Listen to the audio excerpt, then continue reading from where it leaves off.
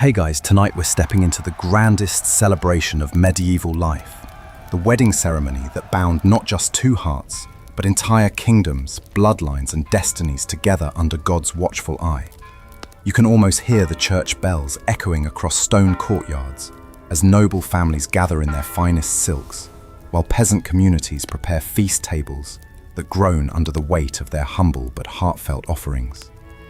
Picture yourself standing in a torch-lit great hall, where tapestries depicting saints and family crests hang from massive oak beams. The air thrums with anticipation as two young people prepare to enter a sacred covenant that will shape generations. You probably won't survive the political intrigue, family drama, and sheer physical demands of a medieval wedding celebration. These affairs could last for days and involve entire villages in elaborate rituals that would exhaust modern party planners. The scent of roasted meats mingles with frankincense as servants scurry between kitchens and chambers, preparing for a celebration that represents far more than romantic love. This is about honor, duty, and the divine plan that weaves families together in service to something greater than themselves. So, before you get comfortable, take a moment to like the video and subscribe, but only if you genuinely enjoy what I do here. Drop a comment letting me know where you're listening from and what time it is in your corner of the world. I love hearing from you all. Now, dim the lights, maybe turn on a fan for that soft background hum, and let's ease into tonight's journey together. You find yourself in the world of noble courtship, where marriage negotiations began years before young hearts ever met. The process starts not with stolen glances across crowded rooms, but with careful correspondence between fathers, who understand that their children's union will determine military alliances, trade agreements, and the fate of ancestral lands. You watch as a duke's messenger arrives at dawn, bearing sealed letters that propose joining two great houses through matrimony. The courtship ritual unfolds like an elaborate chess game, where every move carries generational consequences. You observe the prospective groom's family conducting discreet inquiries about the bride's lineage, her moral character, and her ability to bear strong sons who will carry forward the family name. Meanwhile, her father evaluates the suitor's military prowess, his faithfulness to God, and his capacity to protect and provide for his daughter according to divine design. You witness the careful dance of chaperoned meetings, where young nobles learn to appreciate each other's virtues while understanding their sacred duty to honor their family's choices. The bride-to-be embroiders altar cloths while discussing theology with her intended, demonstrating the feminine grace that will sanctify their future home. Her suitor practices swordplay and studies estate management, preparing to assume the masculine responsibility of leadership and protection. This isn't the frivolous romance celebrated in modern times, but something far more profound. A recognition that marriage serves God's purposes by creating stable foundations for raising righteous children and building communities rooted in timeless values. You see how these young people embrace their roles, not as restrictions, but as callings that connect them to centuries of ancestors who understood that love grows strongest when planted in the soil of commitment and sacred duty. Historians still argue whether these arranged unions produced happier marriages than modern love matches.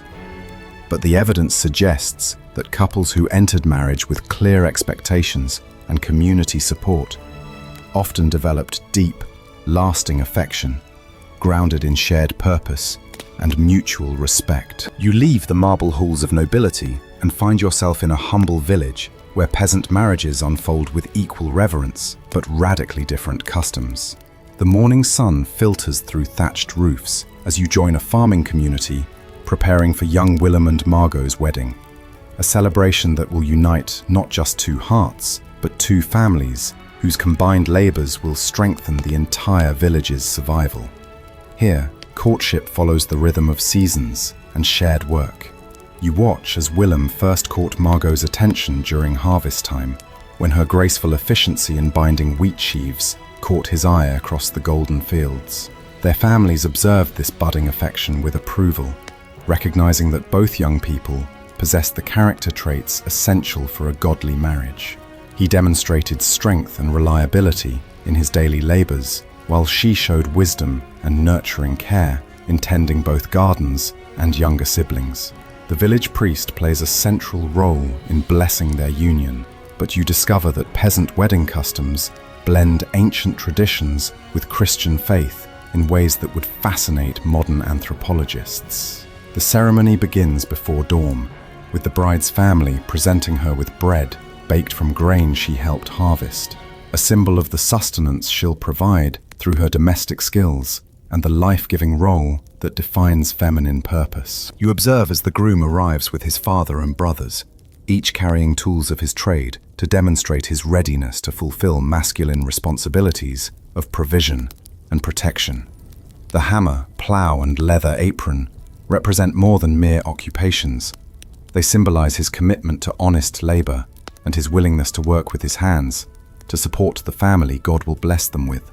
The community gathers in the village square, where generations of their ancestors exchanged vows. You witness elderly women sharing wisdom about managing households and raising children according to biblical principles, while seasoned men counsel the groom about leadership, patience, and the sacred duty of cherishing his wife as Christ loves the church. These aren't empty platitudes, but hard-won insights from couples who've weathered decades of joys and sorrows together. The wedding feast, though modest by noble standards, reveals the deep generosity of people who understand that true wealth lies in community bonds and shared faith. You taste brown bread made from communal ovens, cheese aged in shared cellars, and ale brewed from collectively tended hops.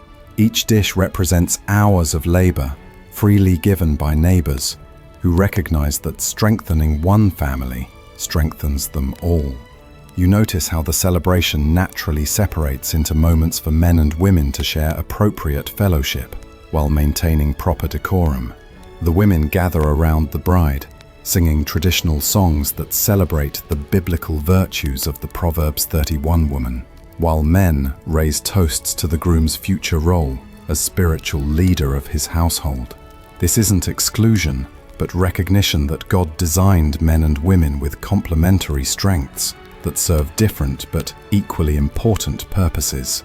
Historians still argue whether peasant marriages enjoyed greater stability than noble unions, but evidence suggests that couples who built their relationships on shared faith, mutual respect, and clear understanding of their God-given roles often experienced profound contentment, even amid material hardships. You step into the growing shadow of ecclesiastical authority as the Catholic Church systematically transforms marriage from a primarily family affair into a sacred sacrament under clerical control. The stone corridors of monasteries echo with scholarly debates that will reshape how Christians understand the very nature of matrimony, and you witness theologians crafting doctrines that will govern marriages for centuries to come.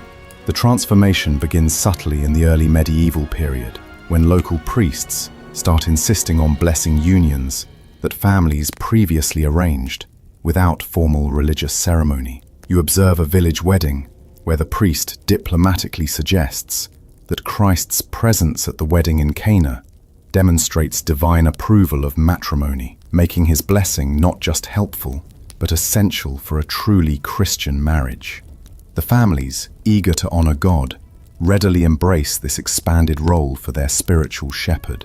You watch as church councils gradually establish marriage as one of the 7 sacraments, elevating it from a civil contract to a holy mystery that reflects Christ's relationship with his church. This theological development carries profound implications. If marriage mirrors the divine union between Savior and believers, then its dissolution becomes not merely socially disruptive, but spiritually catastrophic. The permanence of matrimony gains supernatural significance, that strengthens the institution's stability. The Church's growing authority manifests in increasingly detailed regulations about proper marriage procedures. You study alongside canon lawyers who establish requirements for public announcements, parental consent, and priestly blessing. These aren't arbitrary restrictions, but careful safeguards, designed to protect young people from hasty decisions and ensure that marriages serve God's purposes of creating stable, righteous households. You witness the profound wisdom in the Church's insistence on proper preparation for matrimony. Young couples must now demonstrate their understanding of Christian doctrine, their commitment to raising children in the faith, and their acceptance of marriage's indissoluble nature. The bride and groom fast and pray together before their wedding, approaching the altar with hearts purified by repentance and souls prepared for sacred responsibility. The clerical blessing ceremony itself becomes increasingly elaborate and meaningful.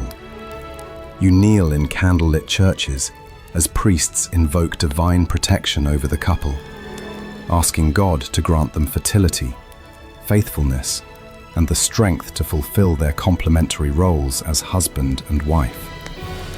The liturgy emphasizes marriage's dual purpose: companionship between spouses and procreation of children who will serve God's kingdom. You observe how the Church's marriage laws create uniform standards across medieval Europe, replacing the confusing patchwork of local customs with clear, biblically based principles. This standardization strengthens Christian civilization by ensuring that families from different regions share common understanding of matrimonial obligations and privileges. The most controversial development you witness involves the Church's gradual prohibition of clerical marriage, as reformers argue that priests must remain celibate to focus entirely on spiritual duties. This decision creates a clear distinction between the calling to family life and the calling to religious service, honoring both paths while recognizing their different demands and rewards. Historians still argue whether increased Church control over marriage primarily served spiritual purposes or institutional power. But the evidence suggests that clerical oversight generally protected vulnerable parties and reinforced marriage's sacred character in ways that strengthened medieval society's moral foundations. You enter the solemn world of medieval betrothal ceremonies, where formal engagements carried more legal weight than many modern marriages and could bind families across generations through promises as sacred as vows spoken at the altar. The great hall where you stand witnesses a ritual that transforms tentative courtship into ironclad commitment, sealing destinies with words that invoke both earthly law and divine judgment. The betrothal ceremony begins with the groom's father approaching the bride's family, bearing symbols of his son's readiness to assume masculine responsibility. You watch as he presents a sword representing protection, a gold ring symbolizing fidelity, and a leather purse containing coins that demonstrate his capacity for provision. These aren't mere tokens, but sacred pledges that his son possesses the character and resources necessary to honor his future bride, according to God's design. You observe the bride's father carefully examining these offerings, while considering whether to entrust his daughter to this young man's care. This moment carries profound significance. He's not simply negotiating a business transaction, but prayerfully determining whether his beloved child will flourish under her future husband's leadership. The decision requires wisdom that balances practical considerations with discernment about character and faith. The formal promises exchanged during betrothal shock you with their binding nature. You hear the groom-to-be swear before God and witnesses that he will cherish his intended bride, protect her honor, and provide for her needs according to his station in life. She responds with vows of faithfulness, submission to his godly leadership, and commitment to creating a home that glorifies Christ through her feminine virtues. You witness the exchange of betrothal gifts that cement these promises with tangible symbols. The bride receives a ring blessed by the priest and worn on her right hand until marriage transfers it to her left. The groom accepts a piece of embroidered cloth crafted by his bride's own hands, demonstrating her skill in domestic arts and her devotion to creating beauty within their future home. These gifts represent more than romantic sentiment. They're down payments on a lifetime of mutual service and sacrifice. The betrothal feast that follows reveals the community's recognition that these young people have crossed a threshold from which retreat brings serious consequences. You join neighbors and relatives in celebrating not just romantic attraction, but the wisdom of families who've prayerfully arranged a union that honors traditional values and strengthens social bonds. The gathering serves as both celebration and witness, creating accountability that will support the couple through future challenges. You discover that breaking a betrothal requires formal legal proceedings, almost as complex as divorce, because the promises exchanged carry binding force in both church and civil law. This sobering reality encourages careful consideration before commitment and reinforces the seriousness of matrimonial decisions in ways that protect both parties from frivolous changes of heart. The months between betrothal and wedding provide time for final preparations that deepen the couple's understanding of their future roles. You observe the bride learning household management from her mother, while studying scripture passages about biblical womanhood. Meanwhile, her betrothed works alongside his father to master the skills of leadership and provision that will define his masculine calling. Historians still argue whether the binding nature of betrothal created stronger marriages or merely trapped couples in unsuitable matches. But evidence suggests that communities took these ceremonies seriously enough to provide ongoing support that helped engaged couples grow into their sacred responsibilities. You immerse yourself in the months-long preparation for a medieval wedding feast that will test every limit of family resources and community cooperation. The castle kitchens, where you work alongside dozens of servants, buzz with activity that would humble modern event planners, as an entire household mobilizes to create a celebration worthy of the sacred covenant about to be sealed. The scale of preparation stuns you as you witness a noble family organizing provisions for 3 days of continuous feasting. You help inventory stores that include hundreds of chickens, dozens of pigs, entire herds of cattle, and enough grain to feed a small army. This isn't mere extravagance, but recognition that hospitality reflects godly character, and that celebrating marriage properly requires abundance that honors both the couple and their guests. You observe the bride's mother directing teams of women who've spent months preparing delicacies that demonstrate feminine skill and artistry. The kitchen becomes a symphony of coordinated labor, as some tend roasting spits, while others craft intricate pastries shaped like swans, castles, and heraldic symbols. Each dish represents not just sustenance, but artistic expression that celebrates the beauty and order God intends for Christian households. The brewing and wine preparation fascinates you, as you watch master craftsmen creating beverages that will flow like rivers throughout the celebration. You learn that different drinks serve different purposes: ale for the common folk, wine for the nobility, and special spiced varieties reserved for toasts that invoke divine blessing on the couple's future. The careful attention to quality reflects understanding that wedding hospitality should offer the very best families can provide. You witness the profound community cooperation required for such elaborate celebrations. Neighboring families contribute skilled labor, specialized ingredients, and family treasures like silver serving pieces and embroidered linens. This isn't mere neighborly assistance, but recognition that marriage strengthens the entire community, making everyone's investment in the celebration both practical and spiritual. The financial burden of wedding feasts sometimes threatens family stability for generations. You observe fathers calculating whether their daughter's wedding expenses might require selling ancestral lands or taking on crushing debts. Yet these men rarely choose modest celebrations, understanding that their family's honor and their daughter's future social standing depend on demonstrating proper respect for matrimony's sacred significance. You help arrange sleeping quarters for hundreds of guests who'll travel from distant regions to witness the ceremony. The logistics challenge every aspect of household management.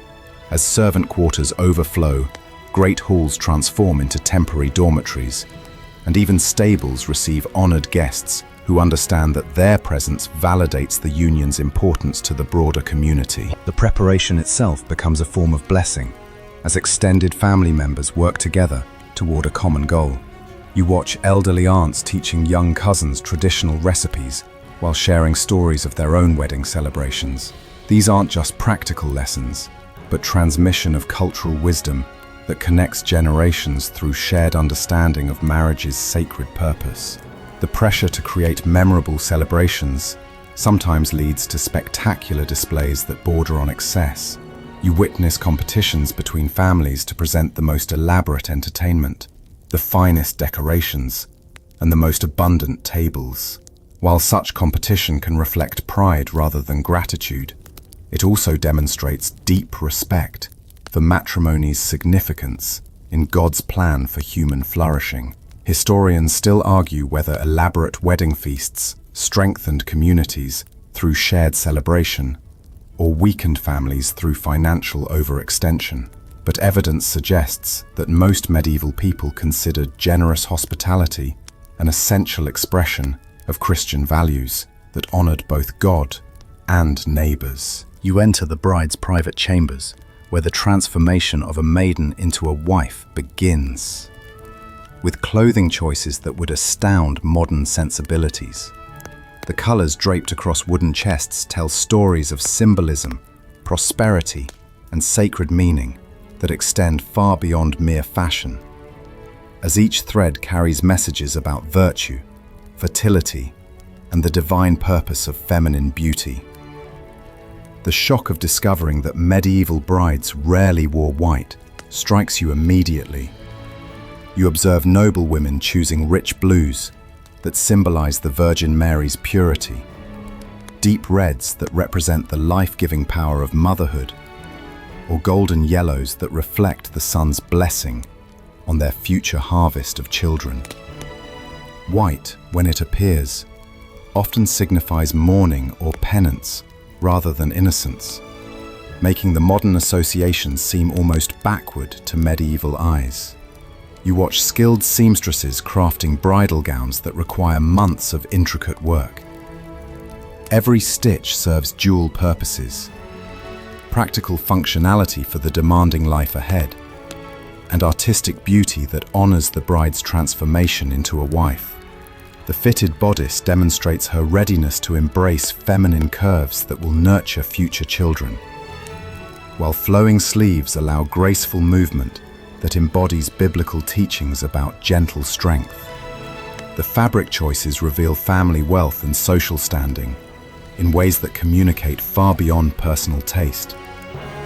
You feel the weight of silk imported from distant lands, the warmth of wool woven from prize sheep, and the strength of linen grown in carefully tended fields. Each material tells stories of trade connections, family prosperity, and the resources available to support the bride in her new role as household manager. You observe the profound significance of the bridal veil, which serves multiple symbolic functions that honor both modesty and mystery. The sheer fabric represents the bride's purity, while creating a barrier that heightens anticipation of the moment when her husband will claim his right to behold her full beauty. The veil's length often corresponds to family wealth, with some extending several feet behind the bride in displays of prosperity and generosity.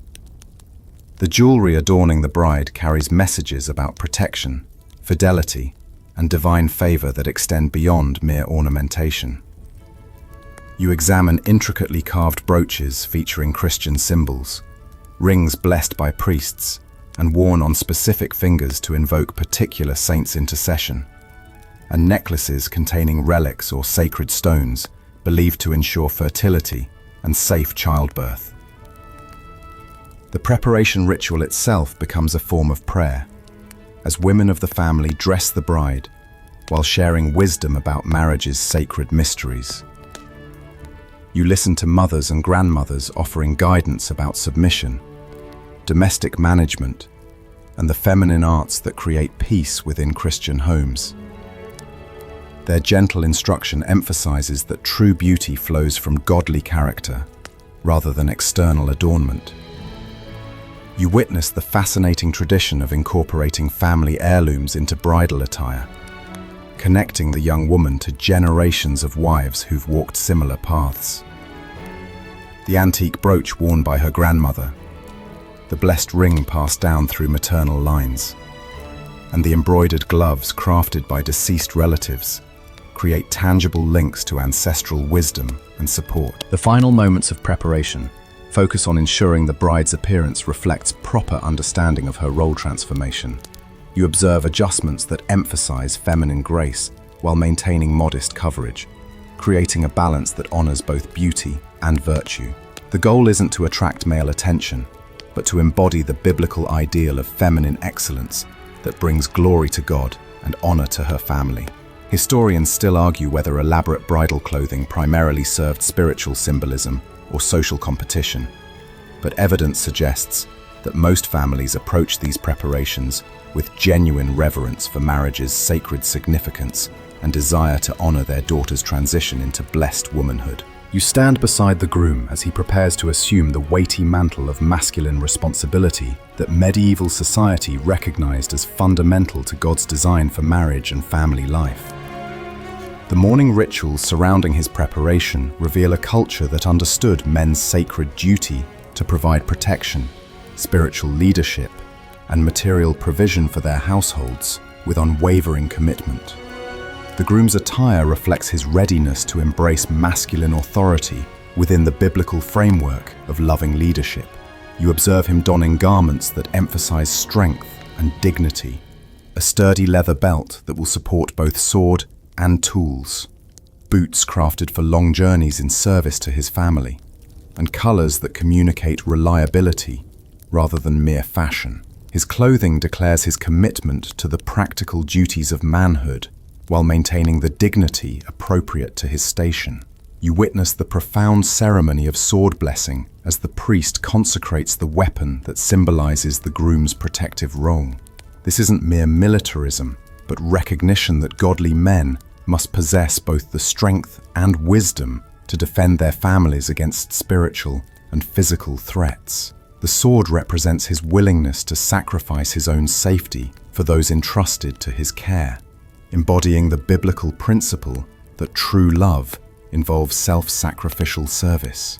The groom's preparation includes serious conversation with his father and other godly men about the responsibilities he's about to shoulder.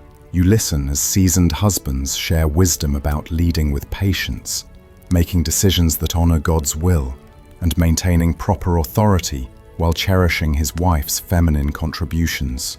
These aren't casual suggestions, but time-tested principles that have guided successful marriages for generations. You observe the groom's financial preparations as he demonstrates his readiness to provide for his family's material needs. The careful accounting of his resources, the plans for expanding his holdings, and the strategies for ensuring long-term security reveal a culture that expected men to think seriously about their providential responsibilities. This practical planning reflects understanding that love without provision fails to honor marriage's sacred purposes. The spiritual preparation fascinates you as the groom spends time in prayer and confession, seeking divine guidance for the leadership role he's about to assume. You witness him receiving communion with special intensity, understanding that his relationship with God will determine his ability to lead his household in righteousness. The priest's blessing emphasizes that masculine authority flows from humble submission to divine will rather than personal ambition. You join the groom's companions in offering encouragement and accountability as he prepares to leave his father's household and establish his own domestic authority. The fellowship among men provides both celebration and solemn recognition that his bachelor days are ending and his responsibility to another person is beginning. This transition represents growth into mature masculinity that serves others rather than merely pursuing personal pleasure. The traditional gifts presented to the groom carry symbolic significance that reinforces his masculine calling. You observe him receiving tools that represent honest labor, books that emphasize the importance of wisdom and learning, and household items that acknowledge his role in establishing Christian domestic order. Each gift reminds him that marriage involves assuming responsibility for another person's welfare and happiness. The morning's final preparations focus on ensuring the groom's readiness to speak vows that will bind him before God and community. You witness him rehearsing promises that acknowledge his understanding of marriage's permanent nature and his commitment to honoring his wife through both prosperity and adversity. These aren't empty words, but sacred commitments that will shape his character and define his legacy. Historians still argue whether medieval expectations of masculine responsibility created stronger marriages or imposed unrealistic burdens on men. But evidence suggests that most grooms approach these duties with genuine reverence for their divine calling and determination to fulfill their obligations with honor and faithfulness. You join the magnificent wedding procession that transforms entire communities into participants in a sacred celebration, as streets fill with music, pageantry, and ritual that announces the union of two souls destined for a covenant that will echo through generations. The elaborate parade serves far more than entertainment. It creates public witness to matrimony's significance and invites divine blessing on the couple's future journey together. The procession begins at dawn with the groom's party gathering at his family's home, where you witness the ceremonial departure that symbolizes his transition from son to husband. The young man mounts a decorated horse, while his companions surround him with banners displaying family crests and religious symbols. The sight of armed men escorting the groom reflects ancient traditions that recognized marriage as both celebration and serious responsibility, requiring courage and strength. You observe the intricate choreography as the groom's procession winds through village streets toward the bride's home. Musicians lead the way with pipes, drums, and stringed instruments that create joyful noise befitting such a momentous occasion. The melodies blend sacred hymns with traditional folk songs that celebrate love's triumph over loneliness and God's blessing on human companionship. Children scatter flower petals, while adults offer prayers and blessings from doorways and windows. The moment of claiming the bride creates the procession's dramatic centerpiece, as you watch the groom formally request permission to take his beloved from her father's protection. The bride appears in her finest attire, often carried on a litter or riding a white horse decorated with ribbons and flowers.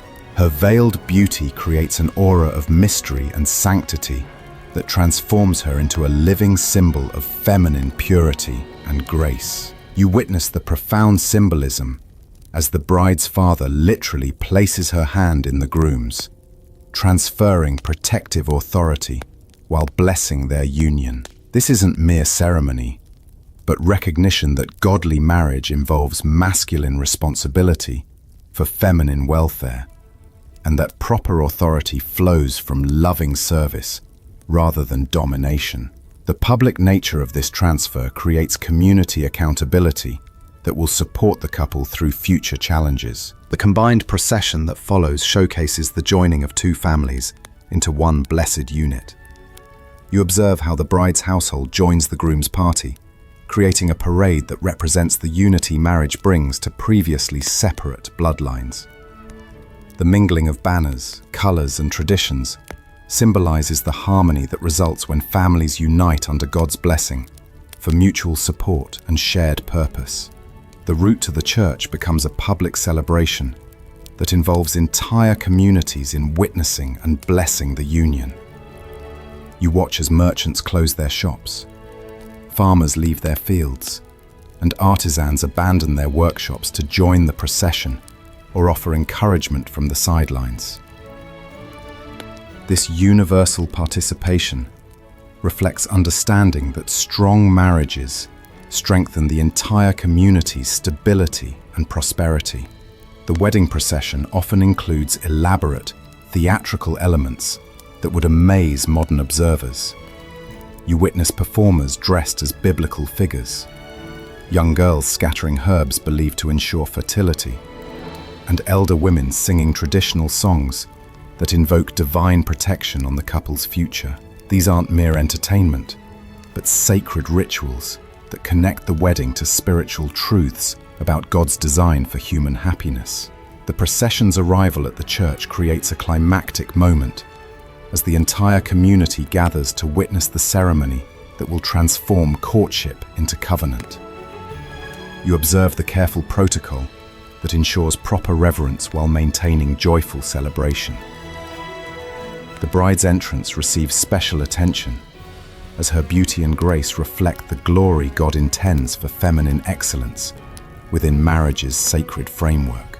Historians still argue whether elaborate wedding processions primarily served spiritual purposes or social display, but evidence suggests that most communities approach these celebrations with genuine reverence for marriage's sacred significance and desire to surround couples with the support and blessing they would need for lifelong commitment. You enter the private chambers where family patriarchs negotiate marriage contracts that will bind bloodlines across generations, transforming romantic attraction into legal agreements that secure property, establish inheritance rights, and create alliances that strengthen both households according to God's design for ordered society. The parchment documents spread across oak tables represent far more than business transactions. They embody wisdom about protecting vulnerable parties and ensuring marriage serves its proper purposes. The dowry negotiations capture your attention as you observe the bride's father calculating her contribution to the new household. These aren't cold financial arrangements, but careful provisions that honor his daughter's worth while ensuring her security within marriage. You examine inventories that include household furnishings, livestock, land parcels, and precious items that will establish her position and provide resources for domestic management. The dowry represents paternal love expressed through practical provision. You witness the groom's family presenting the bride price, which demonstrates their son's worthiness and their commitment to welcoming a new daughter into their household. The negotiations require delicate balance, enough to honor the bride's value without impoverishing the groom's future resources. These exchanges reflect understanding that marriage involves mutual sacrifice and that both families must contribute to the couple's success and stability. The property agreements fascinate you with their complexity and foresight. You observe lawyers drafting provisions that address inheritance rights, widows' portions, and children's future claims in ways that protect all parties while preserving family wealth for future generations. These careful arrangements reflect wisdom about marriage's dual nature, both romantic covenant and practical partnership that must function within society's economic realities. You study clauses that address the bride's rights within marriage, including her claim to maintenance, her authority over household management, and her protection against abuse or abandonment. These provisions demonstrate that medieval marriage contracts often provided more security for women than modern romantics assume, creating legal frameworks that supported feminine roles while acknowledging women's vulnerability and need for protection. The agreements establish clear expectations about masculine responsibilities that extend far beyond financial provision. You read detailed requirements about the husband's duty to protect his wife's honor, support her spiritual growth, and maintain proper household authority with gentleness and wisdom. These aren't arbitrary restrictions, but recognition that godly leadership requires character and commitment that serve others rather than merely pursuing personal advantage. You observe provisions that address potential conflicts between the new couple and their extended families, establishing boundaries that protect marital unity while maintaining proper respect for parental authority. These careful arrangements reflect understanding that marriage creates new, primary loyalties that must be balanced with existing family obligations in ways that honor both divine design and practical necessity. The contracts often include unique clauses that reflect local customs and individual family concerns. You examine agreements that address everything from religious observance requirements to provisions for caring for elderly parents, demonstrating the comprehensive nature of medieval marriage as an institution that affected every aspect of social life and personal responsibility. You witness the formal signing ceremony that transforms negotiations into binding commitments. The presence of witnesses, the blessing of priests, and the careful documentation creates solemnity that emphasizes these agreements' permanent nature. The families understand they're creating legal frameworks that will govern relationships for decades and shape the lives of children not yet born. The emotional undertones of these negotiations reveal the profound love that motivates seemingly cold arrangements. You observe fathers ensuring their daughters' security, while mothers advocate for provisions that will support their sons' future happiness. These aren't merely business dealings, but expressions of parental devotion that seeks to create the best possible foundation for their children's lifelong commitment. Historians still argue whether elaborate marriage contracts primarily protected family interests or individual rights, but evidence suggests that most agreements balanced practical necessity with genuine concern for the couple's welfare and happiness within marriage's sacred framework. You kneel in the candlelit sanctuary where centuries of couples have exchanged sacred vows, as the solemn religious ceremony transforms human love into a divine covenant that mirrors Christ's relationship with his church. The stone walls echo with Latin prayers, an incense-scented air that connect this earthly celebration to heavenly realities, creating an atmosphere where temporal concerns fade before eternal truths about marriage's sacred significance. The ceremony begins with the priest's blessing that invokes divine presence and protection over the couple's future journey together. You observe the careful ritual that acknowledges marriage as one of the 7 sacraments, elevating this human institution to supernatural significance that reflects God's grace working through earthly relationships. The formal liturgy emphasizes that what transpires here extends far beyond romantic feeling to encompass spiritual transformation and divine calling. You witness the exchange of vows that bind the couple before God and community, with promises that acknowledge marriage's permanent nature and sacred purpose. The bride pledges to honor and obey her husband's godly leadership, while promising to create a home that reflects Christian virtues and feminine excellence. The groom vows to love and cherish his wife with the same sacrificial devotion Christ demonstrates toward his church, accepting responsibility for her spiritual and material welfare. The ring ceremony captivates you with its profound symbolism, as the priest blesses the golden circles that represent unending commitment and divine love. You observe the groom placing the ring on his bride's finger, while reciting words that acknowledge their union as a participation in God's eternal plan for human happiness. The blessed metal becomes a tangible reminder of promises made in the presence of divine witnesses who will hold them accountable for faithfulness. The nuptial blessing creates the ceremony's spiritual climax, as the priest invokes God's protection over the couple's future fertility, prosperity, and spiritual growth. You listen to ancient prayers that ask for divine guidance in their complementary roles as husband and wife, requesting that their union produce children who will serve God's kingdom and strengthen Christian civilization. The blessing emphasizes marriage's dual purpose, mutual companionship, and procreation of righteous offspring.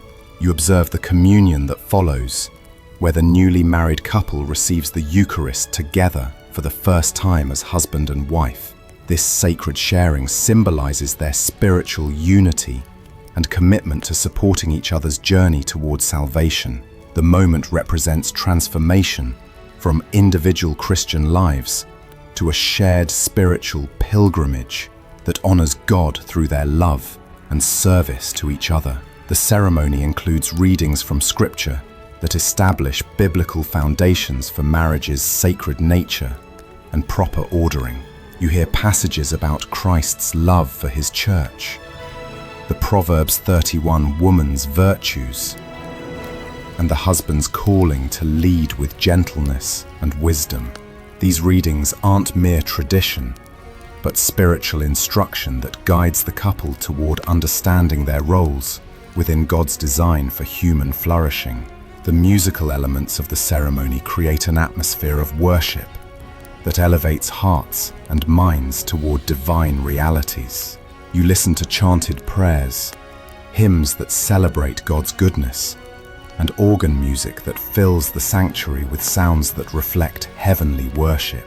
The sacred music transforms the ceremony from mere human celebration to participation in the eternal song of praise that surrounds God's throne. You witness the final blessing that sends the couple forth as representatives of Christ's love within their community. The priest's words emphasize their responsibility to demonstrate through their marriage the sacrificial love, mutual service, and unwavering commitment that characterizes God's relationship with his people. Their union becomes a living sermon that teaches others about divine love through human example. The ceremony concludes with prayers for the couple's future that acknowledge both the joys and challenges that await them. You observe the community's commitment to supporting this new family unit through their shared faith and mutual accountability. The religious ceremony creates not just legal marriage, but spiritual covenant that connects the couple to God's eternal purposes for human love and family life. Historians still argue whether medieval religious ceremonies primarily served spiritual purposes or social control. But evidence suggests that most couples and communities approach these rituals with genuine reverence for marriage's sacred significance and desire to honor God through their celebration of human love. You examine the bride's personal trousseau with amazement at the months of preparation involved in creating these intimate gifts. The collection includes clothing for every season and occasion, carefully crafted undergarments, and personal items that reflect feminine artistry and domestic skill. Each piece demonstrates her readiness to fulfill her role as wife and household manager, while maintaining the beauty and grace that honor her husband and family. The exchange of family heirlooms creates profound emotional moments as you watch precious items pass between generations. Ancient rings blessed by deceased patriarchs, prayer books annotated by saintly grandmothers, and ceremonial objects that carry family histories transform the gift exchange into a sacred ritual that connects the couple to their ancestral heritage and spiritual legacy. You observe the presentation of religious gifts that emphasize marriage's spiritual dimensions and the couple's commitment to Christian living. Illuminated manuscripts, blessed rosaries, and sacred relics represent investments in the couple's spiritual life that surpass material value.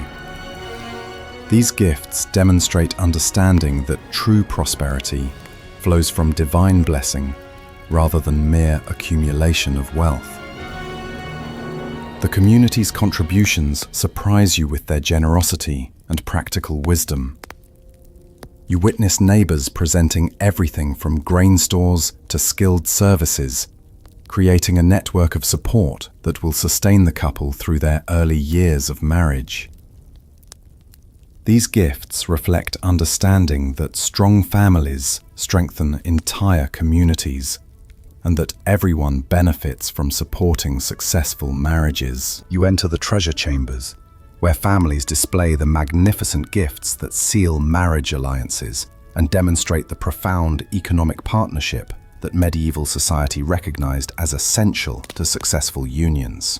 The gleaming silver, precious fabrics, and carefully crafted items represent far more than material wealth. They embody the reciprocal obligations and mutual support that transform two separate households into one unified family under God's blessing. The dowry presentation creates a spectacular display as you observe the bride's family unveiling their contribution to the new household. Carved wooden chests overflow with linens embroidered by skilled hands, silver vessels that will grace the couple's table, and household items that demonstrate both practical value and artistic beauty. Each piece tells stories of feminine skill and family prosperity, while providing the new bride with resources that establish her authority within domestic management. You witness the careful inventory process as both families document every item to ensure proper understanding of each party's contribution. The detailed lists include everything from kitchen implements to precious jewelry, creating permanent records that protect all parties and establish clear expectations about household resources. This meticulous documentation reflects understanding that successful marriages require both emotional commitment and practical foundations that support daily life. The groom's countergifts fascinate you with their symbolic significance and practical value. You observe presentations that include land deeds, livestock, and tools that demonstrate his capacity for provision and his family's commitment to welcoming their new daughter. These gifts represent masculine responsibility, expressed through concrete resources that will support the couple's future prosperity and security. The bride price negotiations reveal the complex cultural understanding of feminine worth and masculine responsibility. You observe careful discussions that balance respect for the bride's value with practical considerations about the groom's ability to provide proper support. These arrangements reflect neither purchase nor degradation, but recognition that marriage involves serious commitments that require adequate resources and mutual respect. You watch the formal blessing ceremony that transforms material gifts into sacred offerings that honor God's design for marriage. The priest's blessing over the assembled treasures emphasizes that earthly possessions serve spiritual purposes when used to support Christian family life and demonstrate proper stewardship of divine gifts. The record-keeping associated with gift exchanges creates fascinating documentation about medieval family life and economic relationships. You examine detailed accounts that reveal everything from local craft skills to international trade connections, providing insights into how marriage alliances strengthened both individual families and broader community networks.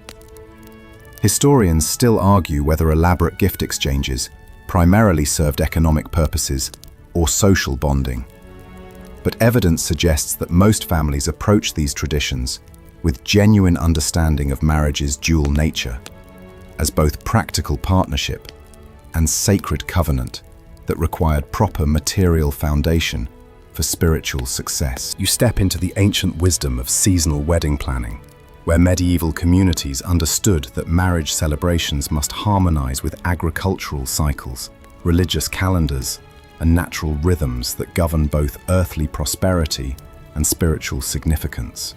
The careful timing of weddings reflects deep understanding that successful unions require not just personal compatibility, but alignment with divine providence and practical necessity. The spring wedding season captures your attention as you observe communities emerging from winter's harsh grip to celebrate new life and fresh beginnings. The timing coincides with Eastertide's spiritual renewal, creating natural connections between Christ's resurrection and the new life that marriage promises through the blessing of children. You witness families choosing dates that allow wedding feasts to include fresh vegetables, young animals, and the first flowers that symbolize fertility and divine favor. You discover that summer weddings, while popular for their abundant harvests and pleasant weather, require careful navigation of religious restrictions and practical considerations. The busy farming season means that agricultural communities must balance wedding celebrations with crucial fieldwork that determines the year's prosperity. You observe families scheduling ceremonies between planting and harvest times, ensuring that neither wedding preparations nor celebrations interfere with the labor that sustains their communities. The autumn wedding tradition fascinates you with its profound symbolism of harvest and abundance. You join communities celebrating marriages after successful grain harvests, when barns overflow with provisions for winter, and families can feast without fear of future scarcity. The autumn wedding tradition fascinates you with its profound symbolism of harvest and abundance. You join communities celebrating marriages after successful grain harvests, when barns overflow with provisions for winter, and families can feast without fear of future scarcity. The timing connects marriage to themes of fruitfulness and divine blessing, as couples begin their journey together surrounded by evidence of God's providential care and the rewards of faithful labor. You observe the practical wisdom in avoiding winter weddings, when harsh weather makes travel dangerous and food supplies precious. The rare winter ceremonies you witness serve urgent purposes, perhaps legitimizing unexpected pregnancies or sealing political alliances that cannot wait for spring's return. These exceptional celebrations require extraordinary planning and expense, as families must provide warmth, sustenance, and entertainment during nature's most challenging season. The religious calendar exerts profound influence over wedding timing, as you discover the extensive periods when the Church forbids marriage celebrations. Advent and Lent create extended seasons of preparation and penance that are considered inappropriate for joyful festivities. You witness families carefully counting weeks to ensure their chosen dates fall within periods when religious authorities will bless their unions, and communities can celebrate without conflicting with sacred observances. The fascinating concept of closed seasons reveals how medieval Christianity integrated spiritual discipline with practical life decisions. You observe couples postponing their weddings for months to avoid conflicts with religious festivals, penitential periods, and holy days that require focused attention on spiritual rather than earthly concerns. This patient waiting demonstrates understanding that marriage belongs within proper relationship to divine authority and community worship. The autumn wedding tradition fascinates you with its profound symbolism of harvest and abundance. You join communities celebrating marriages after successful grain harvests, when barns overflow with provisions for winter, and families can feast without fear of future scarcity. The timing connects marriage to themes of fruitfulness and divine blessing, as couples begin their journey together, surrounded by evidence of God's providential care and the rewards of faithful labor. You observe the practical wisdom in avoiding winter weddings, when harsh weather makes travel dangerous and food supplies precious. The rare winter ceremonies you witness serve urgent purposes, perhaps legitimizing unexpected pregnancies or sealing political alliances that cannot wait for spring's return. These exceptional celebrations require extraordinary planning and expense, as families must provide warmth, sustenance, and entertainment during nature's most challenging season. The religious calendar exerts profound influence over wedding timing, as you discover the extensive periods when the Church forbids marriage celebrations. Advent and Lent create extended seasons of preparation and penance that are considered inappropriate for joyful festivities. You witness families carefully counting weeks to ensure their chosen dates fall within periods when religious authorities will bless their unions, and communities can celebrate without conflicting with sacred observances. The fascinating concept of closed seasons reveals how medieval Christianity integrated spiritual discipline with practical life decisions. You observe couples postponing their weddings for months to avoid conflicts with religious festivals, penitential periods, and holy days that require focused attention on spiritual rather than earthly concerns. This patient waiting demonstrates understanding that marriage belongs within proper relationship to divine authority and community worship. The months-long preparation periods required for elaborate weddings mean that families must plan seasonal celebrations far in advance, creating anticipation that builds community excitement, while allowing time for proper spiritual and practical preparation. You witness how this extended timeline strengthens family bonds and community involvement in ways that support the couple's future success. Historians still argue whether seasonal wedding restrictions primarily served religious purposes or practical necessity, but evidence suggests that most medieval communities understood marriage timing as reflecting deeper truths about divine order and natural harmony that influenced human happiness and prosperity. You enter the private chambers, where medieval society's most intimate and sacred moment unfolds, with customs that would shock modern sensibilities, as the marriage consummation becomes a surprisingly public affair, witnessed, blessed, and celebrated by communities that understood physical union as both personal intimacy and social necessity, requiring proper oversight and divine blessing. The preparation for the wedding night begins with rituals that emphasize the sacred nature of marital intimacy within God's design for human flourishing. You observe the bride's female relatives gathering to prepare her for the mysteries of marriage through gentle instruction about wifely duties, feminine submission, and the beautiful surrender that transforms maiden into wife. Their guidance emphasizes that physical union serves divine purposes of procreation and mutual comfort within the blessed estate of matrimony.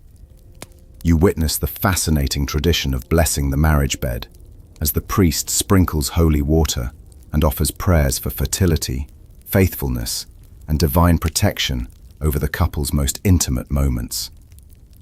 This religious ceremony transforms private chambers into sacred space, where earthly love participates in God's creative power through the potential blessing of children who will serve His kingdom and strengthen Christian civilization. The communal escort to the bridal chamber surprises you with its elaborate pageantry and symbolic significance.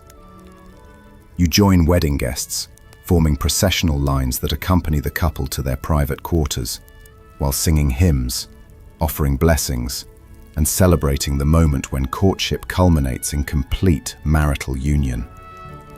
This public acknowledgement demonstrates community support while creating accountability that will sustain the marriage through future challenges. You observe the curious custom of bedding ceremonies that involve guests actually entering the couple's chamber to witness the formal beginning of their physical relationship. While maintaining proper modesty through careful draping and symbolic gestures, these rituals serve legal purposes by creating witnesses to consummation that validates the marriage's completion and prevents future annulment claims based on unconsummated unions. The theological significance of consummation fascinates you, as medieval Christianity teaches that physical union between married couples reflects the spiritual union between Christ and His church. You witness prayers that acknowledge marital intimacy as participation in divine creativity and blessing, transforming what might seem merely physical into profound spiritual reality that honors God through proper expression of His design for human love. You discover that certain noble marriages require formal documentation of consummation to secure inheritance rights and political alliances that depend on the marriage's complete validity. The morning after presentations of bed linens that provide evidence of the bride's virginity and the union's completion create legal proof that protects both families' interests while honoring traditional expectations about feminine purity and masculine responsibility. The community's continued involvement extends beyond the wedding night through customs that support the couple's adjustment to married life. You observe neighbors providing meals, assistance with household establishment, and gentle guidance about marital harmony during the crucial early days when emotional and physical intimacy must develop within the framework of lifelong commitment and mutual service. You witness fascinating regional variations in consummation customs that reflect local traditions, while maintaining common understanding of marriage's sacred significance.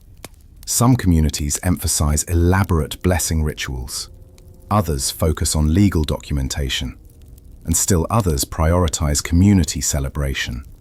But all recognize that proper marital beginning requires divine blessing and social support. The potential for wedding night difficulties receives serious attention, as communities acknowledge that nervous couples may struggle with physical intimacy, despite their love and commitment. You observe the presence of experienced matrons who offer discreet assistance and encouragement, while maintaining proper privacy and respect for the couple's dignity and emotional needs. The morning celebrations that follow successful consummation create joyful community recognition of the marriage's completion and the couple's successful transition into their new roles as husband and wife. You join breakfast gatherings where families formally welcome their new son or daughter, while offering continued support for the challenging adjustments that characterize early married life. Historians still argue whether public involvement in marriage consummation primarily served legal purposes or social control, but evidence suggests that most communities approach these customs with genuine concern for the couple's success and understanding that marriage's physical dimensions require proper blessing and support within sacred frameworks. You immerse yourself in the spectacular world of medieval wedding entertainment that transforms marriage celebrations into unforgettable festivals of music, dance, and theatrical performance designed to honor the couple while strengthening community bonds through shared joy and artistic expression.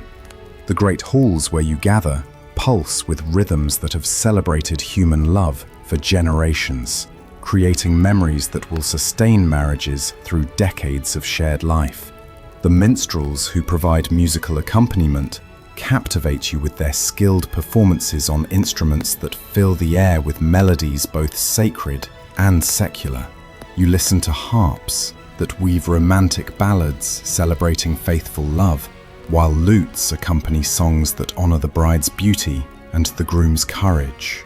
The pipes and drums create energetic rhythms that inspire dancing, transforming the celebration into a living expression of community joy and divine blessing. You observe the elaborate dances that require months of preparation and demonstrate the social graces expected of noble families. The intricate choreography reflects medieval understanding of order, harmony, and proper relationships between men and women as couples move through patterns that symbolize marriage's beauty when partners understand their complementary roles. The graceful movements celebrate both individual skill and cooperative unity that mirrors successful matrimony. The theatrical performances fascinate you with their blend of entertainment and moral instruction, as traveling actors present scenes from biblical stories, romantic legends, and historical tales that reinforce proper values about love, faithfulness, and domestic harmony. You witness performances of the wedding at Cana, stories of virtuous wives from Scripture, and romantic tales that celebrate the triumph of true love over adversity and temptation. You join in the communal singing that transforms wedding guests into a unified choir, celebrating God's goodness and the couple's blessed union. The traditional songs pass ancient wisdom through memorable verses that teach about marriage's sacred nature, the importance of faithfulness, and the joy that flows from living according to divine design. These musical traditions connect generations through shared understanding of matrimony's significance. The dancing masters who lead community celebrations demonstrate the sophisticated artistry that medieval society developed around wedding entertainment. You observe their careful instruction that ensures proper decorum while encouraging joyful participation from guests of all social levels.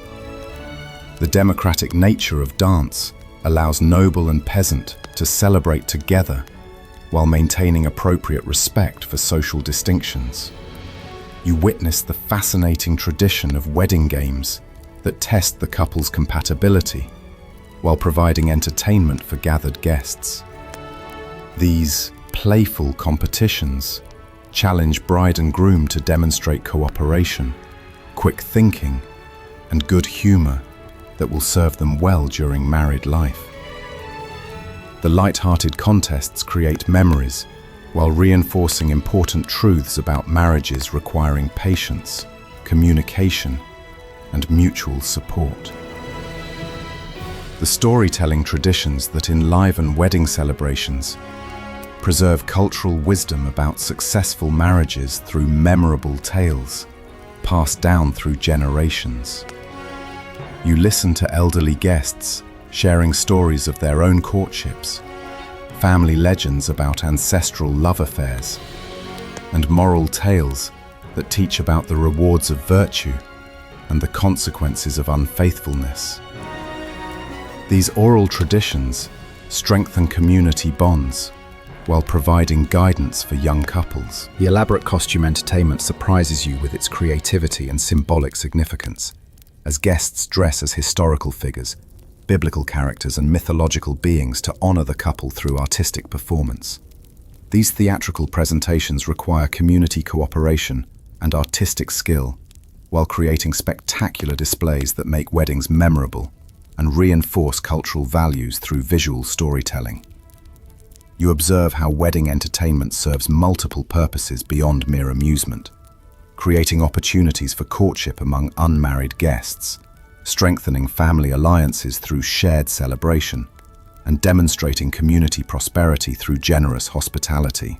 The elaborate performances reflect understanding that marriage celebrations should inspire others towards similar commitment, while honoring the couple's achievement. The evening's entertainment often culminates in dramatic presentations that honor the couple's future while invoking divine blessing on their marriage. You witness ceremonial presentations of gifts, formal toasts that celebrate their union, and blessing rituals that connect earthly celebration to heavenly approval and protection. Historians still argue whether elaborate wedding entertainment primarily served social bonding or mere ostentation. But evidence suggests that most communities approach these celebrations with genuine desire to honor marriage's sacred significance, while creating joyful memories that would sustain couples through the inevitable challenges of lifelong commitment. You enter the bustling kitchens and groaning feast tables where medieval wedding cuisine reaches heights of abundance and artistry that demonstrate both family prosperity and cultural understanding of hospitality's sacred significance within Christian community life. The aromas of roasted meats, freshly baked breads, and exotic spices create an atmosphere of celebration that honors the couple while displaying the host family's generosity and culinary skill. The meat courses dominate the feast with spectacular displays that would humble modern celebrations. You observe entire roasted oxen, dozens of stuffed swans presented with their feathers restored, peacocks arranged in lifelike poses, and wild boar garnished with seasonal fruits that create centerpieces combining sustenance with artistic beauty. These elaborate presentations reflect both abundance and the medieval appreciation for transforming necessary nourishment into expressions of joy and thanksgiving. You witness the fascinating bread traditions that carry deep symbolic meaning alongside their practical nourishment.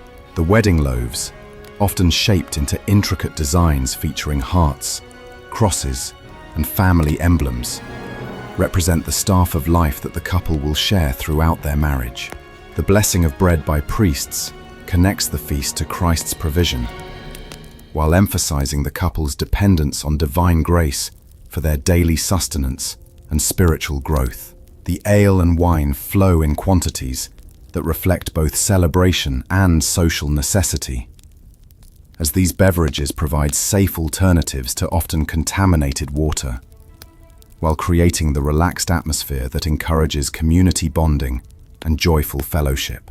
You observe the careful protocols that govern drinking, ensuring that celebration remains within proper bounds, while allowing genuine merriment that honors the couple's happiness. You marvel at the elaborate subtleties, artistic food sculptures that demonstrate the cook's skill, while entertaining guests with whimsical creations. These might include castles crafted from pastry, gardens made from various colored foods, or heraldic devices constructed from carefully arranged ingredients. The time and skill required for such displays demonstrate the family's commitment to creating memorable celebrations that honor their guests and their children's union. The spice usage reveals the international connections and substantial wealth required for proper wedding feasts, as exotic seasonings from distant lands transform simple ingredients into luxurious dishes that demonstrate prosperity and cultural sophistication.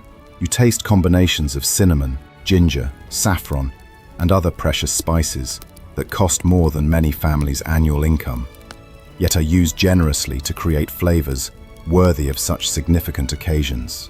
The communal nature of medieval feasting creates bonds that strengthen the entire community, while demonstrating Christian principles of sharing and mutual support.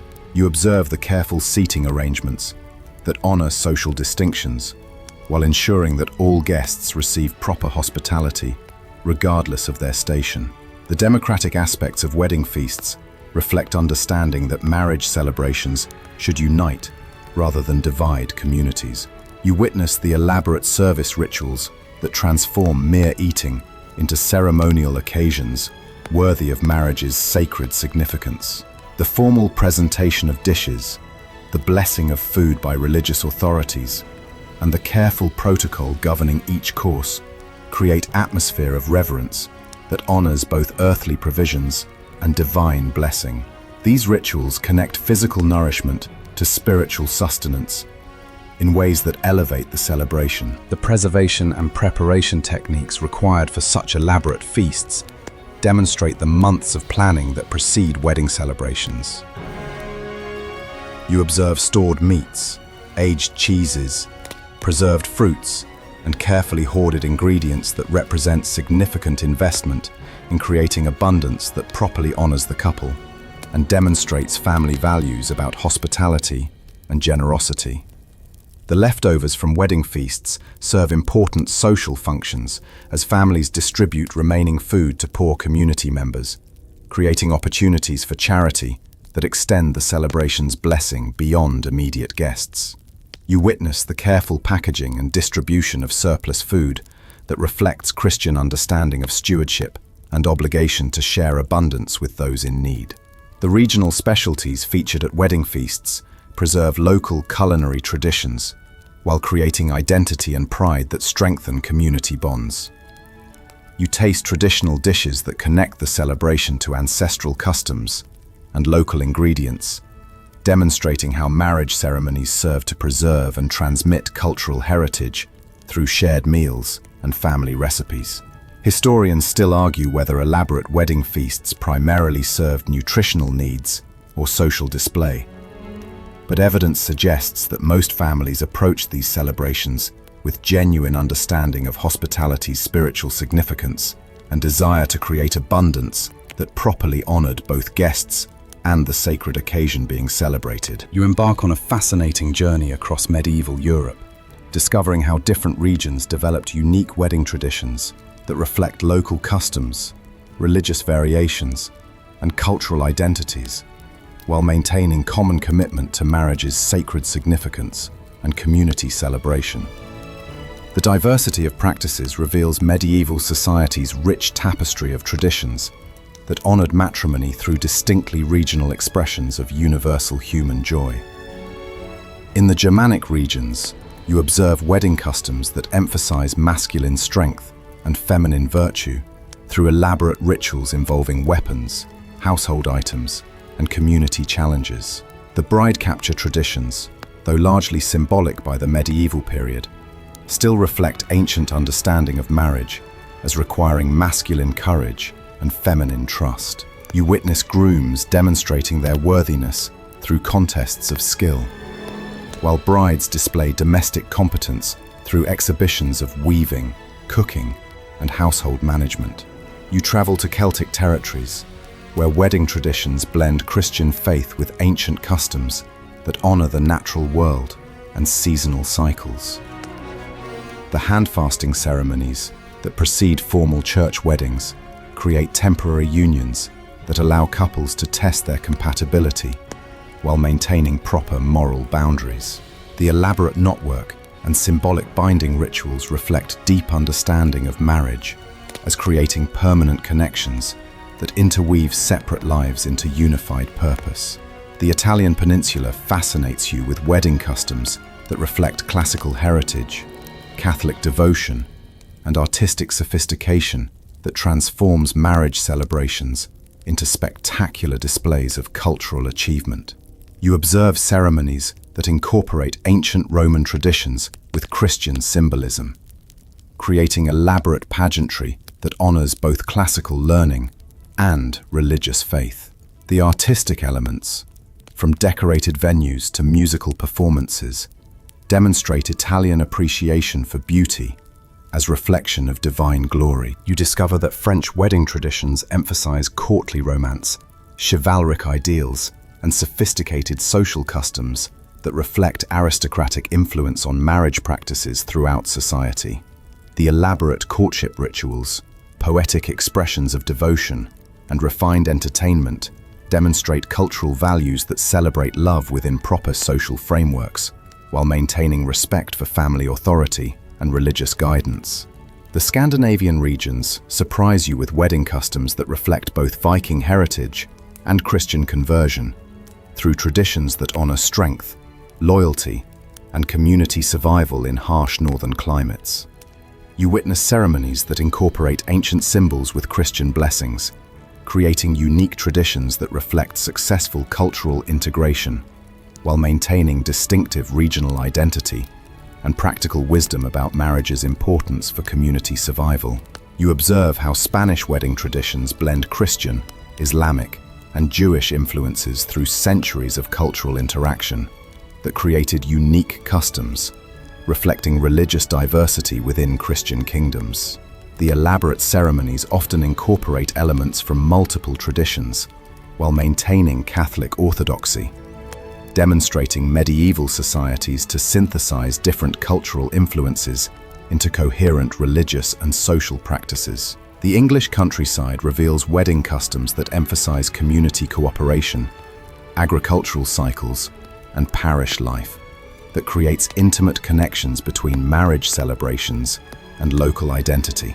You witness traditions that reflect Anglo-Saxon heritage, Norman influence, and evolving church authority through ceremonies that balance ancient customs with developing Christian practices in ways that strengthen both religious faith and cultural continuity. The Eastern European regions fascinate you with wedding traditions that reflect Byzantine influence, Orthodox Christianity, and Slavic customs that create elaborate ceremonies honoring both earthly love and spiritual significance.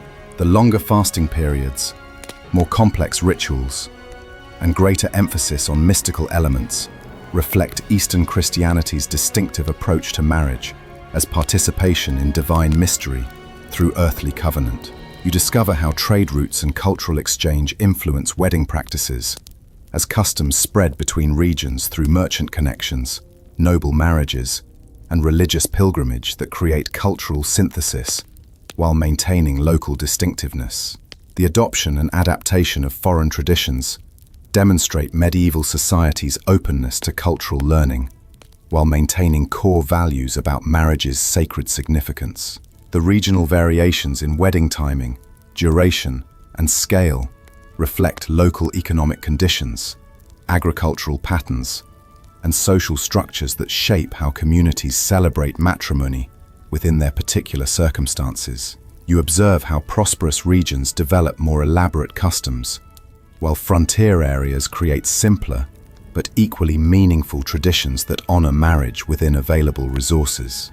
Historians still argue whether regional wedding variations primarily reflected cultural diversity or political fragmentation, but evidence suggests that most communities developed distinctive traditions that strengthened local identity while maintaining universal Christian understanding of marriage's sacred significance and community importance. You confront the jarring reality of medieval marriage ages that challenges modern sensibilities, while revealing complex social, economic, and biological factors that shaped family formation in ways that prioritized survival, alliance, and practical necessity over contemporary concerns about childhood and emotional readiness. The youth of medieval brides reflects cultural understanding of marriage's purposes and women's roles that differed dramatically from modern assumptions. The noble practice of arranging marriages for girls as young as 12 shocks you until you understand the political and economic necessities that drove such decisions. You observe families negotiating alliances that will secure military protection, trade advantages, and inheritance rights through marriages that begin as political contracts, but often develop into genuine affection over time. The young age ensures maximum fertility years for producing heirs, while allowing families to secure advantageous connections before circumstances change. You witness the fascinating distinction between marriage contracts signed in childhood and actual cohabitation that typically begins several years later. The formal betrothals create legal bonds, while allowing the bride time for physical maturation, domestic training, and spiritual preparation under the guidance of experienced women who understand marriage's demands and rewards. This waiting period serves practical purposes while maintaining family alliances and clear expectations. The biological realities of medieval life provide context for marriage practices that seem harsh by modern standards. You observe communities where life expectancy rarely exceeds 40 years, making early marriage essential for ensuring adequate time for childbearing and child-rearing before parental death. The high infant mortality rates create pressure for frequent pregnancies that require beginning reproductive years as soon as physically safe. You discover significant differences between noble and peasant marriage ages, as common families often delay unions until economic stability allows independent household establishment. The peasant girl who marries at 18 has typically spent years learning domestic skills while contributing to her family's survival, creating practical competence that serves her well in marriage, despite her relative youth by modern standards. The role of female relatives in preparing young brides fascinates you, as older women provide instruction about marriage's physical, emotional, and spiritual dimensions through gentle guidance that honors both innocence and necessity. You observe grandmothers, aunts, and elder sisters sharing wisdom about submitting to husband's authority while maintaining feminine dignity, managing households efficiently, and finding joy within marriage's sacred framework. You witness regional variations in marriage ages that reflect local customs, economic conditions, and survival necessities. Northern European communities sometimes delay marriages due to harsh climates that require extensive preparation for independent households, while Mediterranean regions might encourage earlier unions that provide security and alliance within different environmental and social pressures.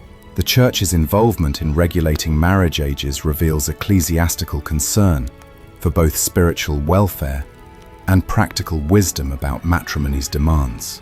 You observe religious authorities establishing minimum ages that balance biological readiness with emotional maturity, while acknowledging that families must consider survival necessities that might require flexibility in applying ideal standards to real circumstances. The education provided to young brides emphasizes practical skills and moral formation, rather than academic learning, as medieval society prioritizes preparing girls for their primary calling as wives and mothers who will create Christian households and raise righteous children. You witness extensive instruction in household management, religious devotion, and feminine virtues that serve both practical and spiritual purposes within marriage. You observe how early marriage ages create extended family relationships that provide support and guidance for young couples adjusting to matrimonial responsibilities. The presence of experienced relatives within household compounds offers assistance with domestic challenges, child-rearing questions, and marital difficulties that might overwhelm isolated modern couples attempting marriage without community support. The high maternal mortality rates provide sobering context for early marriage practices, as communities understand that women face significant risks during childbearing years that require maximizing reproductive time while ensuring adequate family formation. You witness the prayers, precautions, and community support that surrounds pregnancy and childbirth as life-threatening events requiring divine protection and human assistance. Historians still argue whether early medieval marriage ages primarily reflected practical necessity or patriarchal control. But evidence suggests that most communities balance survival needs with genuine concern for young people's welfare within the constraints of harsh living conditions and limited life expectancy. You enter the complex legal and spiritual landscape of medieval divorce and annulment, where the Church's growing authority over marriage creates increasingly restrictive, yet occasionally merciful pathways for dissolving unions that have failed, despite sincere intentions and community support. The rare nature of these proceedings reflects both marriage's sacred permanence and the human realities that sometimes make continuation impossible or spiritually harmful.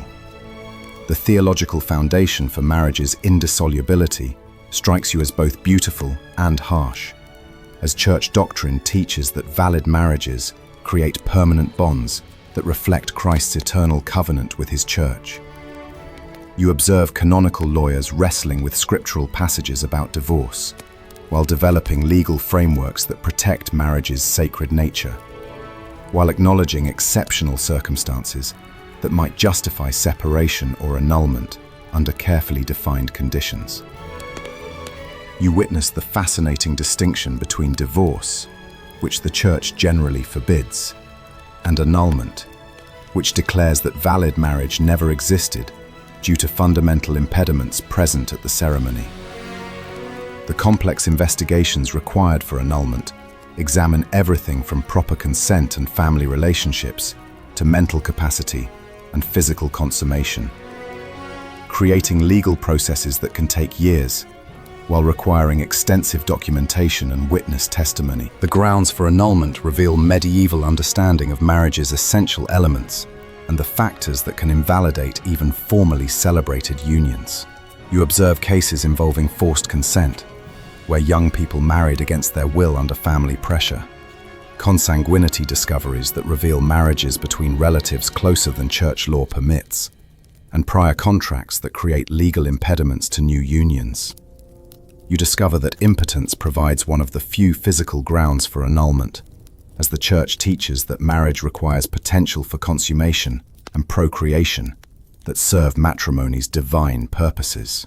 The embarrassing investigations and medical examinations required to prove such claims create powerful incentives for couples to resolve marital difficulties rather than pursue legal dissolution that exposes intimate details to public scrutiny.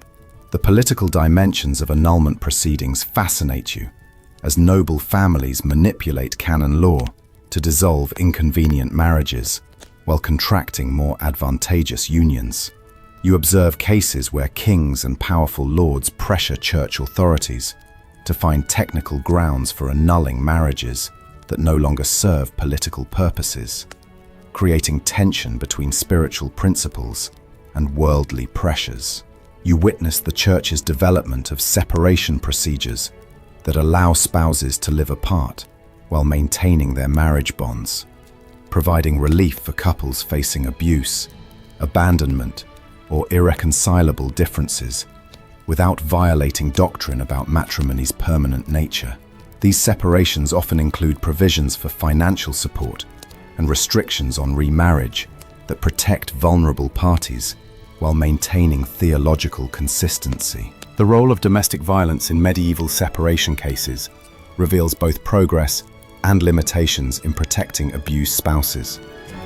You observe church authorities acknowledging that extreme cruelty might justify separation, while struggling to define appropriate boundaries between normal marital discipline and unacceptable violence.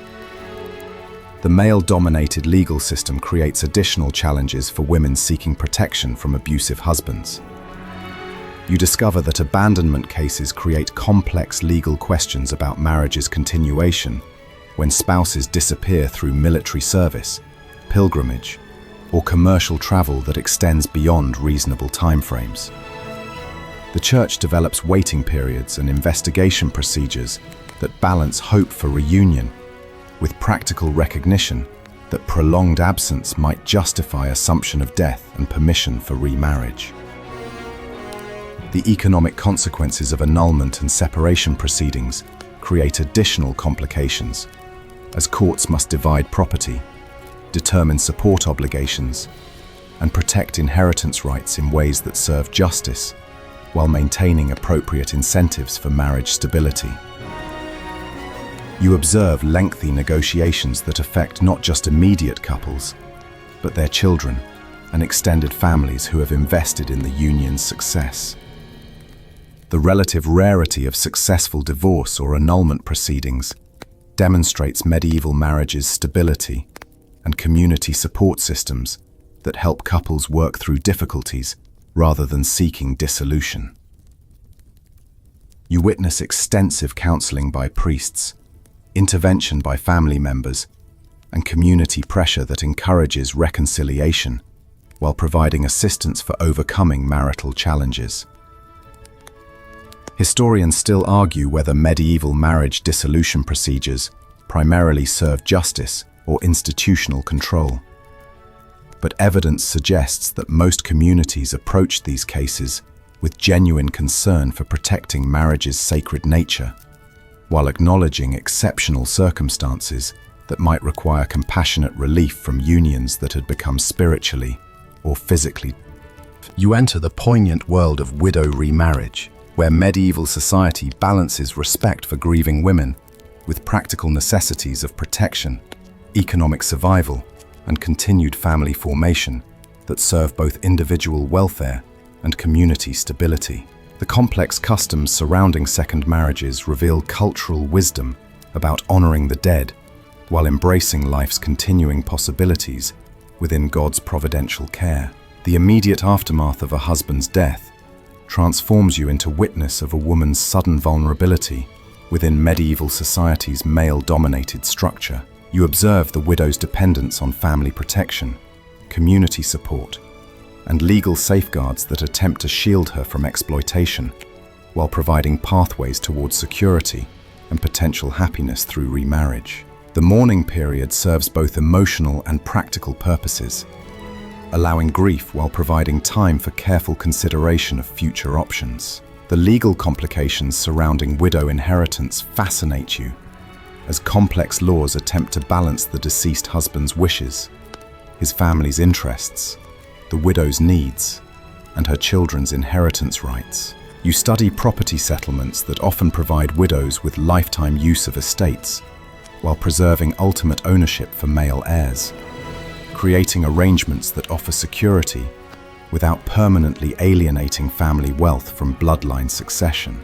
You witness the surprising freedom that widowhood sometimes provides, as experienced women gain legal authority and social respect unavailable to unmarried maidens or traditionally subordinate wives. The widow who successfully manages inherited properties, conducts business affairs, and makes independent decisions often commands community respect while enjoying autonomy that demonstrates feminine competence within appropriate spheres of influence. The Church's teaching about remarriage creates both opportunities and restrictions that shape widows' choices about future matrimony.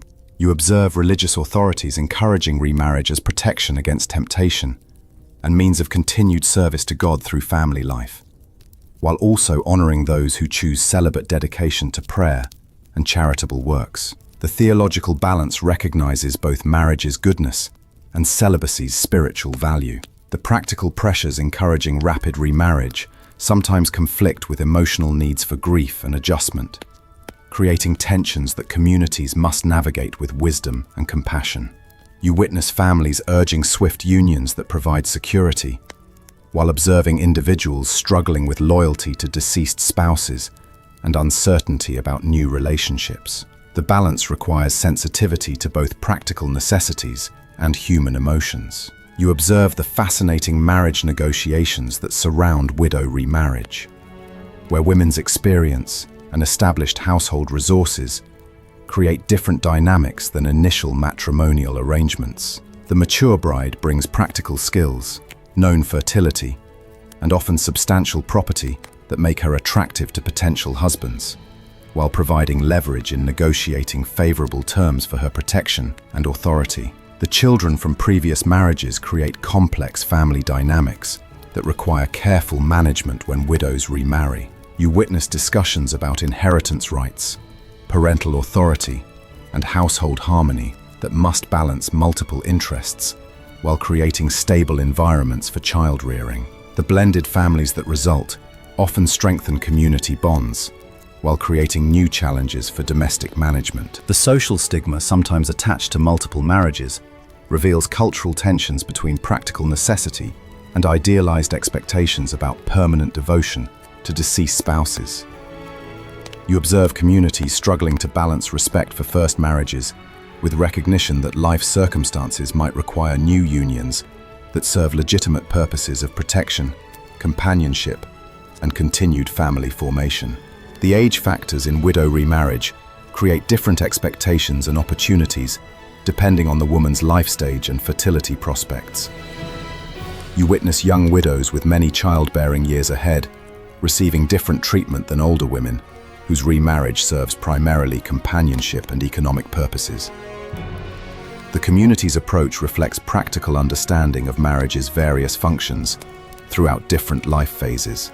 You discover regional variations in widow remarriage customs that reflect local economic conditions, inheritance laws, and cultural values about feminine roles and family obligations. Some communities encourage rapid remarriage, while others honor extended mourning periods, demonstrating how local circumstances shape responses to universal human experiences of loss and renewal. The role of dowager rights in protecting widows reveals medieval development of legal safeguards that attempt to prevent exploitation while maintaining family wealth within proper channels. You observe complex arrangements that provide lifetime support while preserving inheritance for rightful heirs, creating systems that balance multiple legitimate interests through careful legal planning. Historians still argue whether widow remarriage customs primarily served women's welfare or family economic interests, but evidence suggests that most communities attempted to balance practical necessities with genuine concern for grieving women's emotional and spiritual needs within the constraints of medieval social and economic realities. You stand at the culmination of medieval wedding traditions by witnessing how matrimony serves its ultimate purpose, creating lasting legacies that extend family names, preserve ancestral wisdom, and establish foundations for future generations who will carry forward the sacred values and divine purposes that marriage was designed to serve. The union you've observed transcends romantic feelings to become part of God's eternal plan for human flourishing through stable families and Christian civilization. The establishment of lineage begins immediately after marriage, as communities focus their hopes and prayers on the blessing of children who will continue family names and inherit both material wealth and spiritual traditions. You observe the profound joy that greets news of pregnancy, as the wife's fertility validates the marriage's success, while promising continuation of bloodlines that connect present couples to both ancestral heritage and future responsibility for faithful stewardship. You witness the careful documentation of family genealogies that preserve ancestral connections and establish inheritance rights for children who represent both blessing and obligation. The elaborate family trees recorded in illuminated manuscripts or carved into stone monuments demonstrate medieval understanding that marriage serves purposes far greater than individual happiness. It participates in God's providential plan for human history through the continuation of faithful families. The preservation of family property through marriage alliances fascinates you, as careful estate planning ensures that landed wealth remains within bloodlines, while expanding through strategic unions that strengthen rather than fragment ancestral holdings. You observe negotiations that balance immediate desires with long-term planning that will affect descendants for centuries, demonstrating wisdom about marriage's economic dimensions and their impact on family stability. You discover how wedding traditions themselves become part of family legacy as customs pass from generation to generation, creating continuity that connects present celebrations to ancestral practices while adapting to changing circumstances. The grandmother's wedding dress, altered for her granddaughter, the family chapel where multiple generations exchange vows, and the traditional songs that celebrate each new union create living links between past, present, and future. The establishment of family chapels and endowments reveals how successful marriages create lasting institutions that serve religious and charitable purposes beyond the immediate household. You witness couples founding churches, supporting monasteries, and creating charitable foundations that will continue their Christian service long after their deaths. Transform